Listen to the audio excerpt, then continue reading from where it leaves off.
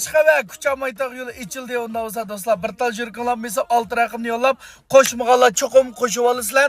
Men Aqsudan Kucha Maytaq yo'lini birinchi bo'lib mengib, yo'lda qanday yangilik bor, qanday yerdan diqqat qilsanglar bo'ldi, nimishlarga diqqat qilsanglar bo'ldi, hammani men sizlarga deb berma. Bir tal yurkinglar mesab 6 raqamni yo'llab qo'shma Çoxum qo'shinglar.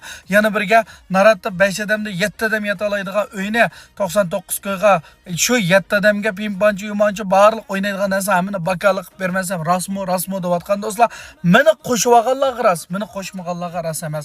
Cho'qim bir tal yurkinglar besib 6 raqam yo'llab qo'ysanglar, mening sizlardan kutadigan umidim faqat mushu. Unda bo'lsa, cho'qim qo'shmaganlar qo'shinglar, Kucha Maytaq yo'lida ko'rashdik. Lekin yolg'iz o'zim qoldigan bo'ldimda. Billa berib keliman Naratga deydiganlar bo'lsalar jiddiy aloqa qilsalam bo'ldi. Eskartish Kucha Maytaq yo'li yana kelib do'ku go'nlida mangan chiqanda hargiz g'oldirni ichib mamala ishtan ichib. Unda bo'lsa bizning g'oldirni unutqanmanglar.